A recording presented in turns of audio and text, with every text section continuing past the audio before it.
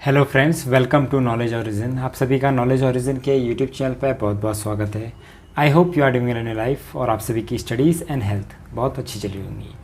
So friends, जैसा कि आप सभी को पता है, हमने उत्तराखंड पुलिस का जो रिटन एग्जामिनेशन होने वाला है एसआई और कांस्टेबल, उससे रिलेटेड एक सीरीज़ स्टार्ट करी है जिसमें हम जीएस, उत्तराखंड और हिंदी इन सभी पार्ट्स को कवर कर रहे हैं।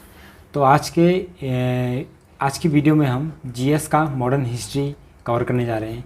ये मॉडर्न हिस्ट्री का पार्ट 19 है। आई होप आपने प्रीवियस 18 पार्ट्स देख लिए होंगे। और उत्तराखंड में हमने परीक्षा वाणी का चैप्टर नंबर 2 के जो MCQs हैं वो ऑलरेडी अपलोड कर चुके हैं।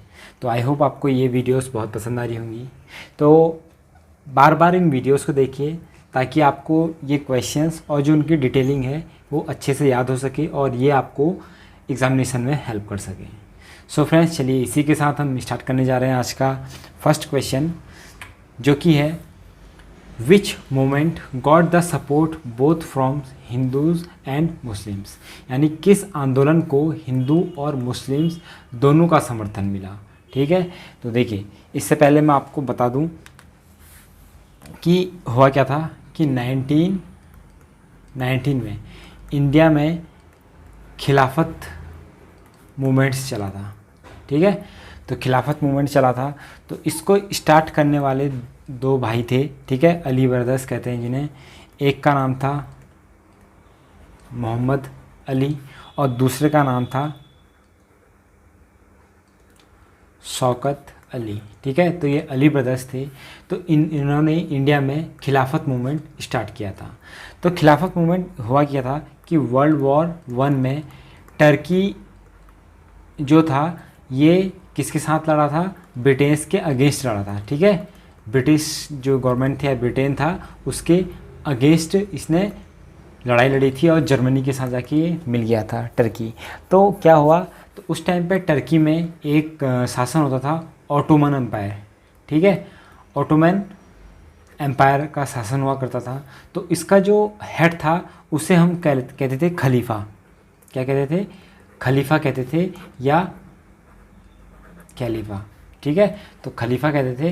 तो जो यहाँ का टर्की का किंग था, तो इसको ब्रिटिशर्स ने क्या हुआ वर्ल्ड वॉर 1 के बाद हटा दिया। ठीक है, और ये मुस्लिम्स के लिए बहुत एक एज ए धर्म गुरु कह लें आप। ठीक है, उस टाइम पे इनकी बहुत ऊंची पोजीशन होती थी, तो इनको हटा दिया। तो इसके विरोध में इंडिया में भी इस मूवमेंट स्टार्ट हो गए, जो कि किस नाम से फेमस हुए? खिलाफत मूवमेंट। तो 1919 में स्टार्ट हुआ। फिर उसके बाद 1919 में रॉलेट एक्ट पास हुआ था।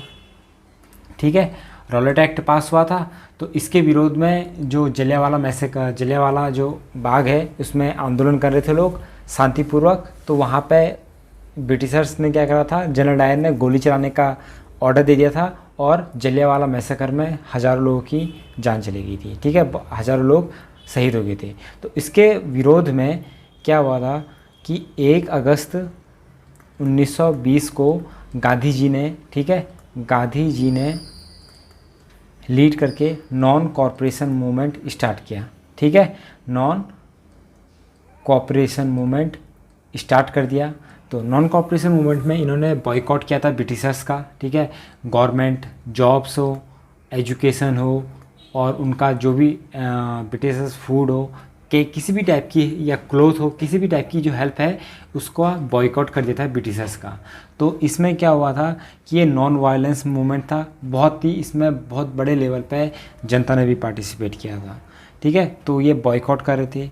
तो बाद में मिड 20s में, ठीक है, 1920 के मिड में क्या हुआ था कि गांधी जी ने मुस्लिम्स के साथ मिलके खिलाफत मूवमेंट और नॉन कॉपरेशन मूवमेंट को एक कर दिया और अंग्रेज़ों के खिलाफ, ठीक है, अंग्रेज़ों के खिलाफ लड़ाई लड़नी स्टार्ट कर दी। तो ये तो हमारा आंसर क्या हो जाता है यहाँ पर से? नॉन कॉरपोरेशन मूवमेंट यानी असहयोग आंदोलन। अब देखिए, अब एक आपसे ये भी क्वेश्चन पूछा जा सकता है कि महात्मा गांधी जी ने नॉन कॉरपोरेशन मूवमेंट जो इतने अच्छे लेवल पर चला था इसको कॉल ऑफ क्यों किया? ठीक है, इसे कॉल ऑफ यानी इसे रद्द क्यों करा इस मूवमेंट को? हुआ ये था कि 1922 में, ठीक है, 1922 में यानी फेब 1922 में एक इंसिडेंट हुआ था जिसे हम कहते हैं चौरा इंसिडेंट, ठीक है। इसमें जो आंदोलनकारी थे इन्होंने चौरी चौरा में एक पुलिस स्टेशन को जला दिया था। उसमें कई सारे पुलिस स्टेशन जो पुलिस ऑफिसर्स थे वो मारे गए। तो इसीलिए गांधी जी ने क्या करा था, इस नॉन कॉपरेशन मूवमेंट को कॉल ऑफ कर दिया था, इसे रद्द करने का ऐलान कर दिया था। तो ये कौन सा मूवमेंट था? नॉन कॉपरेशन मूवमेंट, जिसमें हिंदू और मुस्लिम एक साथ आए थे। नेक्स्ट है name the governor general who accepted the view of Macaulay to make English as a medium of instruction. यानी उस गवर्नर जनरल का नाम बताइए जिसने अंग्रेजी शिक्षा का माध्यम अंग्रेजी को शिक्षा का माध्यम बनाने का मैकाले के विचार पे क्या स्वीकार किया था, ठीक है। तो कौन थे वो? Lord William Bentinck. यानी जिसने अंग्रेजी को क्या करा था, इंस्ट्रक्शंस और शिक्षा के माध्यम में अप्लाई करने का ऐलान किया था, वो कौन था? Lord William Bentinck. हुआ क्या था कि 7 मार्च 1835, देखिए 1835 चल रहा है, तो ये विलियम बेंटिक है, ये गवर्नर जनरल ऑफ इंडिया है, ठीक है, गवर्नर जनरल ऑफ इंडिया है। तो 7 मार्च 1835 को क्या आता है? मैकॉले इंस्ट्रक्शंस आते हैं, ठीक है। क्या आता है? मैकॉले की एक रणनीति आती है। तो उसमें होता क्या है कि मैकॉले कहता है कि जो भी अब से इंडिया में काम किया जाएगा, गवर्नमेंट ऑफिशियल्स का काम गवर्नमेंट ऑफिसेस में काम किए जाएंगे, ये सारे इंग्लिश मीडियम में होंगे। अभी तक क्या होता था? पर्शियन लैंग्वेज में यूज़ होता था और वहाँ पर पर्शियन लोग यानी कई सारे इंडियंस को क्या था? जॉब मिली थी। लेकिन जब से इंग्लिश को किया गया मीडियम ऑफ इंस्ट्रक्शन के लिए ऑफिस में ऑफिशियल वर्क के लिए, तब से उनकी जॉब भी चलेगी और वो भी ब्रिटिशर्स के खिलाफ होगी। तो मैकॉले की जो ये शिक्षा नीति थी ये कब आई थी? 7 मार्च 1835 को। और लाने वाला कौन थे? Lord William Bentinck. Who was the first India governor general after Lord Mountbatten. यानी गवर्नर जनरल कौन थे लॉर्ड माउंटबेटन के बाद? तो ये थे सी राजगोपालाचारी। ये first and last Indian governor general of India थे, ठीक है, सी राजगोपालाचारी। नेक्स्ट है where did so called black hole tragedy, ठीक है, ब्लैक होल त्रासदी कहाँ हुई थी? तो ब्लैक होल ट्रेजेडी देखिए 20 जून 1756 को, ठीक है, जो कलकत्ता था, कलकत्ता में एक है फोर्ट विलियम में अटैक कर दिया था, ठीक है। किसने अटैक किया था? नवाब ऑफ बंगाल। कौन था? सिराज उद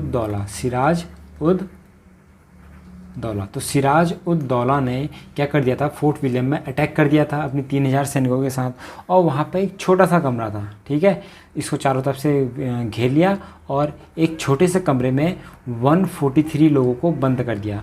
कहते हैं कि जो इसकी कैपेसिटी थी ये अप्रॉक्स 15 से 20 लोगों की थी या 10-15 लोगों की थी, लेकिन उतने छोटे कमरे में इसने 143 लोगों को भर दिया।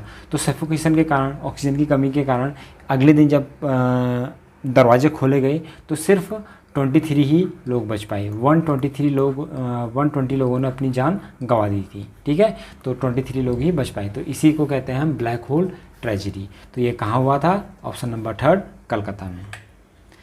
नेक्स्ट है India was granted freedom during the British prime minister. यानी ब्रिटिश प्रधानमंत्री के दौरान भारत को स्वतंत्रता दी गई को। तो उस टाइम पे जब भारत को आज़ादी मिली 15 अगस्त 1947 में, तो उस टाइम पे ब्रिटेन में प्रधानमंत्री कौन थे? प्रीमियम कौन थे? ठीक है, तो ये थे क्लेमेन एटली।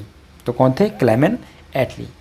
सो फ्रेंड्स, ये थे हमारे आज के टॉप 5 MCQs। आई होप आपको ये पसंद आए होंगे। These are the most important and most expected questions. तो अगर आपको कोई भी डाउट आता है तो प्लीज़ कमेंट सेक्शन में मुझे ज़रूर बताएं, ताकि नेक्स्ट वीडियो में उन डाउट्स को ज़रूर क्लियर कर सकें। अगर आपको ये वीडियो पसंद आती है तो इस वीडियो को ज़्यादा से ज़्यादा शेयर कीजिए। If you are new to this channel, don't forget to subscribe and press the bell icon, ताकि जब भी हमारी कोई न्यू वीडियो आए तो सबसे पहले नोटिफिकेशन आपके पास पहुँचे। तो आई होप आप इस वीडियोस और इस सीरीज़ को ज़्यादा से ज़्यादा शेयर करेंगे। मिलते हैं नेक्स्ट वीडियो में, तब तक के लिए जय हिंद।